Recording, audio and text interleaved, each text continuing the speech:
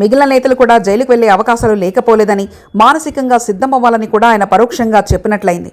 నిన్న గన్నవరం మాజీ ఎమ్మెల్యే వల్లభనేని వంశీని పరామర్శించేందుకు విజయవాడ జిల్లా జైలుకు వచ్చిన ఆయన మాట్లాడిన మాటలు ఈ సంకేతాలు పంపినట్లయింది.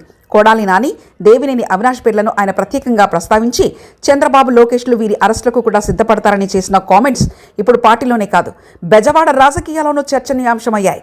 సొంత సామాజిక వర్గం నేతలు తమకు మద్దతు ఇవ్వకపోతే చంద్రబాబు ఊరుకోరని, అరెస్టు చేస్తారని జగన్ అన్నారంటే తర్వాత లిస్టులో వీరందరూ ఉన్నట్లేనని పార్టీ నేతలు కూడా దాదాపుగా ఫిక్స్ అయినట్లే కనపడుతుంది.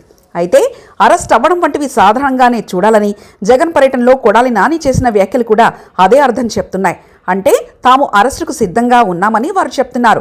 తాను యాక్టివ్గా లేనని ప్రచారం జరుగుతుందని, అజ్ఞాతంలోకి వెళ్లానని కొందరు పనిగట్టుకుని సోషల్ మీడియాలో, ప్రధాన మీడియాలో వార్తలు పోస్టు చేస్తున్నారని, కానీ అధికారంలో లేనప్పుడు యాక్టివ్గా ఎలా ఉంటానని ఆయన ప్రశ్నించారు.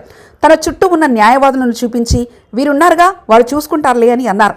రెడ్ బుక్ అనేది తాను చూడలేదని, అయినా ఏ బుక్కు తమను ఏం చేయలేదని, తాము జగన్ను వదిలి వేరే పార్టీలోకి అడుగుపెట్టే ప్రసక్తే లేదని కొడాలి నాని స్పష్టం చేశారు.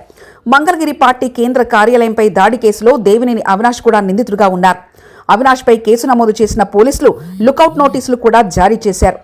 దేవినేని అవినాష్ గత ఎన్నికలకు ముందు టీడీపీ నుంచి వైసీపీలోకి చేరి విజయవాడ తూర్పు నియోజకవర్గం నుంచి పోటీ చేసి ఓటమి పాలయ్యారు.